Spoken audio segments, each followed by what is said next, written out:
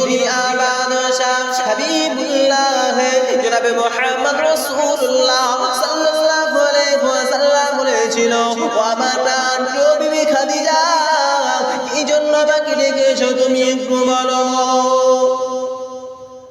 হযরত খাদিজা রাদিয়াল্লাহু তাআলা আনহা ওই সময় ডাক দিয়ে বলেছিল, ইয়া রাসূলুল্লাহ, ইয়া হাবিবাল্লাহ, আল্লাহ পাক রব্বুল আলামিন পবিত্র কোরআন শরীফের মধ্যে জানিয়ে দিলেন 21 নম্বর পারা সূরার নাম সূরার কবুর 57 নম্বর আয়াতের মধ্যে জানিয়ে দিলেন, কুল্লু নাফসিন যায়িকাতুল মাউত, প্রত্যেকটা নফসকে মৃত্যু স্বাদ গ্রহণ করতে হবে, প্রত্যেকটা নফসকে সবাইকে পৃথিবী জমিন ছেড়ে চলে যেতে হবে।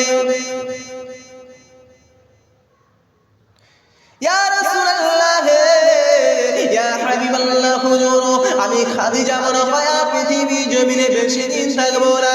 আমি পৃথিবীর জমিনে থাকতে থাকতে আপনার কাছে দুটো দাবি রেখে যেতে চাই। ইয়া রাসূলুল্লাহ, আমি খাদিজা হয়তো বেশি দিন পৃথিবীর জমিনে বসবো না, আমি আপনাকে দুইটা দাবি রেখে দিতে চাই। আপনার কাছে আমি দুইটা দাবি করব ইয়া রাসূলুল্লাহ। আল্লাহ নবী ওই সময় ডাক দিয়ে বলেছিল, ও আমার প্রাণপ্রিয় বিবি খাদিজা, যখন আমার পাশে কেউ ছিল না তখন ছিলে তুমি, যখন আমার পাশে কেউ ছিল না যখন তুমি ছিলে, আমাকে সান্ত্বনা দেওয়ার মতো কেউ ছিল না তখন তুমি আমাকে সান্ত্বনা দিয়েছিলে, যখন আমাকে বোঝানোর মতো কেউ ছিল না তখন তুমি আমাকে বুঝিয়েছিলে, যখন ভালোবাসার মতো কেউ ছিল না তুমি আমাকে ভালোবেসেছিলে, যখন কাছে টানার মতো কেউ ছিল না তুমি তখন আমার কাছে ছিলে। ও খাদিজা, তোমার কি দুটো দাবি তুমি একটু বলো। আমি আপনার বিবি রাসূলুল্লাহ, আমি আপনার রাসূলুল্লাহ, নিশ্চয় নিশ্চয় নিশ্চয় আল্লাহ যদি চায় আপনার দাবিগুলোকে আমি পূরণ করব। আল্লাহ রাসূল বলেন, আমার পাশে যখন কেউ ছিল না তুমি তখন আমার পাশে ছিলে। বলো খাদিজা, তোমার কি দুটো দাবি? হযরত খাদিজা রাদিয়াল্লাহু তাআলা আনহা ওই সময় ডাক দিয়ে বলেছিলেন, ইয়া রাসূলুল্লাহ, ইয়া হাবিবাল্লাহ, হুজুর, আমি যখন পৃথিবী জমিন থেকে বিদায় নেব, আমি খাদিজা যখন ইন্তেকাল হয়ে যাব, আপনার পরনের কাপড় দিয়ে আমার কাফনের কাপড় বানাবেন।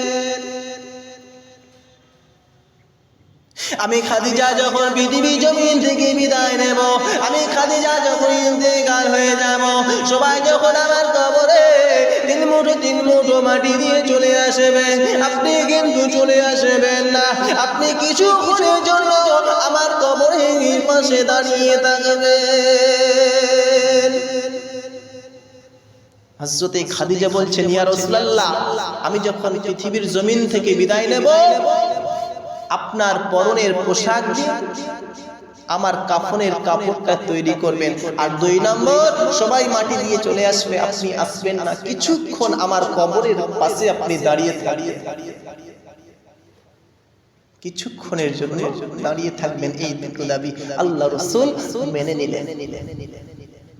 হযরত খাদিজা রাদিয়াল্লাহু তাআলা আনহা এই দাবি দুটো করার 2.5 মাস পরে পৃথিবী জমিন থেকে যখন বিদায় নিয়ে নিলেন, ওই সময় আল্লাহ নবী বিশ্ব নবী জনাবে মুহাম্মদ রাসূলুল্লাহ সাল্লাল্লাহু আলাইহি ওয়াসাল্লাম নবী আমার নিজের পরনের পোশাক অর্থাৎ জুব্বা মোবারক নিয়ে আমার নবী খাদিজার কাফনের কাপড় বানিয়েছে।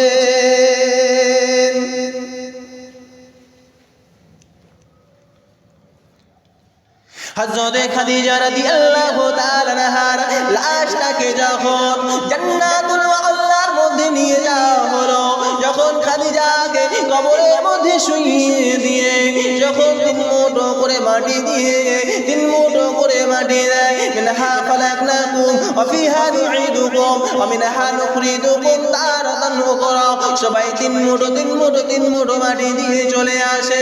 সাহাবারা অনেকটা দূরে চলে আসে, আবার নবী খাদিজার কবরের পাশে দাঁড়িয়ে রয়েছে।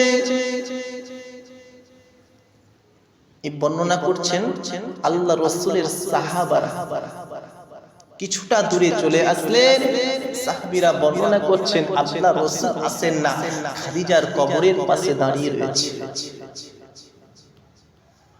আল্লাহ নবী সাহাবীরা বর্ণনা করেন আল্লাহ নবী বিশ্ব নবী জনাবে মুহাম্মদ রাসূলুল্লাহ সাল্লাল্লাহু আলাইহি ওয়াসাল্লাম খাদিজা কবরের পাশে দাঁড়াতে দাঁড়াতে হযরতে খাদিজার কবরের উপরে শুয়ে পড়লেন। সাহাবীরা বর্ণনা করে নবী আমার সাহাবীরা বর্ণনা করে নবী আমার খাদিজার কবরের উপরে শুয়ে পড়লেন। কিছুক্ষণ পরে দেখা যায় নবী আমার পবিত্র হাত মোবারক দিয়ে খাদিজার মাটি কবরের মাটিগুলো সরাচ্ছে।